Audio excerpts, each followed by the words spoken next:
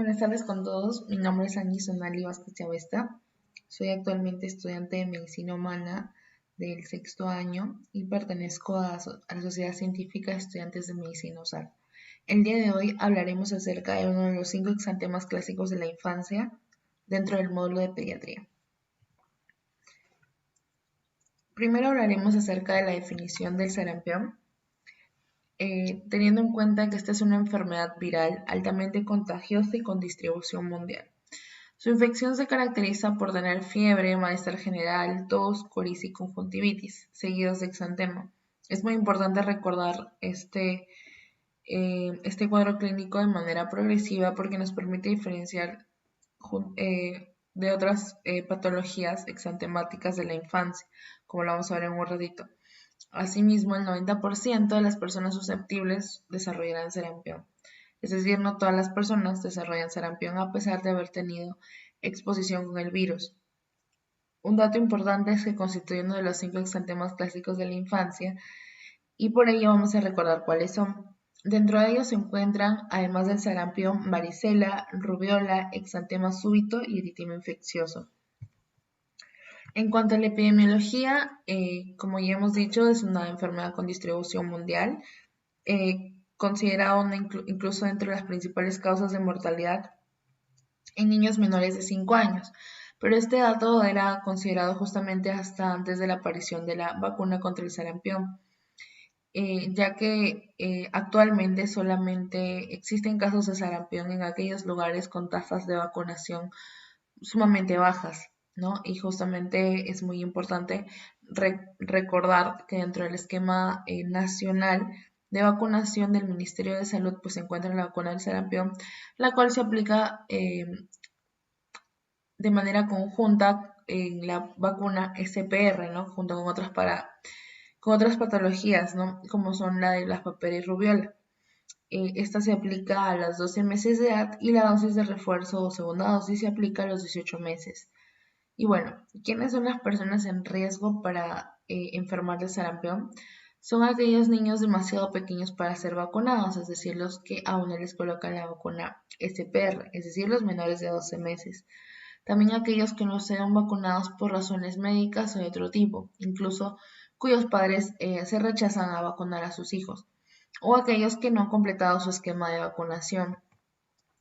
En cuanto a la etiología, bueno, es importante recordar familia y género sí, porque en algún momento lo pueden preguntar. Familia, palomixovirus y género morbillivirus. Presenta una envoltura y su nucleocápsida tiene un ARN en sentido negativo. Ahora, ¿cómo se transmite este virus del sarampión? Pues hay dos formas de transmisión. La principal es contacto de persona a persona por medio de gotitas infecciosas de las secreciones respiratorias. Y también se puede transmitir a través de gotitas que pueden llegar a permanecer incluso en el aire hasta 2 horas y pueden contagiar a una persona sana. Después de ello, bueno, ocurre un periodo de incubación que va de 6 a 21 días y luego el periodo de contagio que va desde 5 días antes de la aparición del exantema hasta 4 días después. Este dato es importante recordar tanto el periodo de incubación y el periodo de contagio porque en algún momento lo pueden preguntar. Asimismo, ¿cuál es el periodo de máximo contagio? Que es la fase de pródromo tardío cuando el paciente está febril y síntomas respiratorios. Ese dato también es importante recordar, ¿no? Periodo de máximo contagio, cuando el paciente tiene fiebre y tiene síntomas respiratorios. Creo que podríamos quedarnos con esos dos datos. En cuanto a la fisiopatología, podemos dividir la infección clásica por sarampión en 4 etapas. En incubación, en pródromo, en exantema y recuperación e inmunidad. Y esto justamente lo vamos a ver a la par con las manifestaciones clínicas que aparecen en cada uno de ellos. En cuanto al periodo de incubación, va a comenzar después de la entrada del virus a través de la mucosa respiratoria o conjuntivas, ya sea por las dos formas de transmisión que hay y que hemos hablado. Asimismo, este virus se replica de forma local y luego ya se disemina a los ganglios linfáticos y a los sistemas retículo endotelial, a los diferentes sistemas. Y esto lo hace a través del torrente sanguíneo y eso constituye la primera viremia. Y aquí es importante recordar que los pacientes son asintomáticos y el periodo de incubación dura entre 6 y 21 días. Luego tenemos el periodo de pródromo, en donde aparecen ya los síntomas y dentro de ellos tenemos la fiebre, que puede llegar hasta 40 grados. También está el malestar general, la anorexia o hiporexia, seguidos de conjuntivitis. Y esta conjuntivitis puede estar acompañada de lagrimeo o fotofobia. Cabe resaltar que es importante recordar este dato de conjuntivitis. ¿Por qué? Porque lo permite diferenciar incluso de alguno de los otros exantemas. Y también aparece coriza y tos. Acá están los síntomas respiratorios. Otro dato que tenemos que recordar es justamente la aparición de las llamadas manchas de Koplik, que es algo muy preguntado en los exámenes de tipo salud o tipo ENAM, y solamente te dan como que el clásico dato de las manchas de Koplik y te preguntan cuál es la patología en la que estás pensando o cuál sería tu diagnóstico, no solamente con ese dato, y puedes sacar fácilmente cuál es la respuesta. Si bien es cierto, no es patognomónico, pero sí es bastante clásico de sarampión, ¿no? Entonces, ¿cuándo aparecen estas manchas de Koplik? 48 horas antes del exantema. Y como podemos ver en la imagen, son elevaciones blanquecinas o grisáceas o azuladas sobre una base eritematosa o sobre un fondo rojo. Es por ello que se denomina también granos de sol sobre fondo rojo. Miden pero muy poquito, de 1 a 3 milímetros. ¿Y en dónde se van a encontrar? En la mucosa vocal opuesta a los molares. Eso también lo preguntan. ¿Y cuánto dura su permanencia? De 12 a 72 horas, y se empiezan a desprender cuando aparece el exantema. Es decir, es muy raro que podamos encontrar estas manchas de Koplik cuando el paciente llega a la consulta, porque generalmente eh, llega cuando ya están con el exantema, y obviamente las manchas de Koplik probablemente ya desaparecieron. Luego tenemos el exantema, que ya se caracteriza por ser una erupción maculopapular, eritematosa, blanquecina, que comienza típicamente en la cara. La distribución es muy importante acordarnos de los exantemas porque sí va a permitir diferenciar uno de otro. Así que la distribución es de cara hacia abajo, es decir, es céfalo-caudal, ¿no? Se va a distribuir al cuello, a la parte superior e inferior del tronco y extremidades. Y también su localización es de forma centrífuga. Hay que recordar también que tanto palmas y plantas de pies raramente se ven afectados, generalmente no lo están, y suele haber linfadenopatías, fiebre alta y conjuntivitis no purulenta. Y cuando mejore el paciente, a las 48 horas. La recuperación e inmunidad, bueno, la tos puede persistir incluso hasta 2 semanas después de que ya apareció el exantema. Y la aparición de fiebre después del tercer o cuarto día sugiere una complicación asociada al sarampión. Es decir, generalmente cuando hay lesiones en la piel, es típico que los niños se puedan rascar o puedan sentir incomodidad. El exantema del sarampión no es pruriginoso, sino que les puede incomodar tal vez y puedan sobreinfectarse estas lesiones en la piel. Es por eso que si persiste la fiebre, pues hay que pensar en una infección sobreagregada u alguna otra complicación. Asimismo, la inmunidad después de la infección por el virus del sarampión es de por vida. Luego tenemos ciertas variantes clínicas dentro del cuadro de sarampión, como podemos tener el sarampión modificado y el sarampión atípico. En cuanto al sarampión modificado, es aquella infección atenuada, es decir, con los síntomas mucho menos clásicos, mucho menos graves, que se producen en individuos con inmunidad preexistente contra el sarampión. De aquí vamos a hablar en quiénes ocurre esto. Y las manifestaciones clínicas, como ya le he dicho, son mucho más leves y el periodo de incubación suele ser más largo. Llega desde 17 hasta 21 días.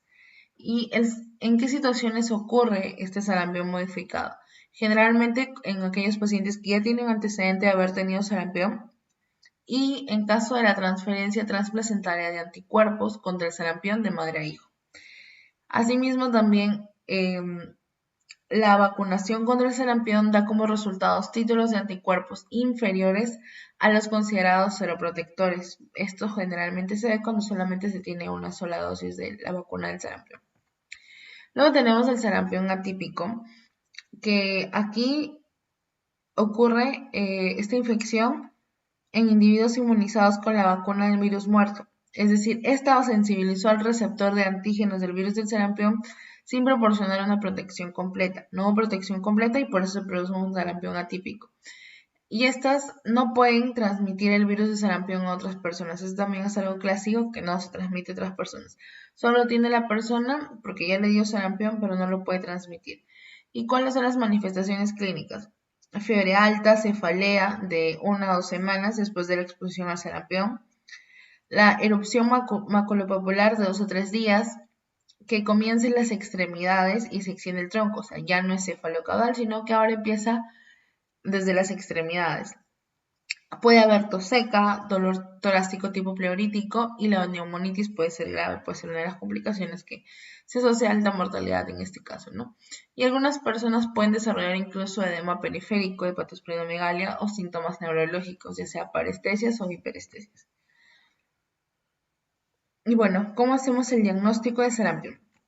Generalmente el diagnóstico suele ser clínico, ¿no? Hablamos de un cuadro clínico muy característico, como es una enfermedad de erupción febril y síntomas compatibles.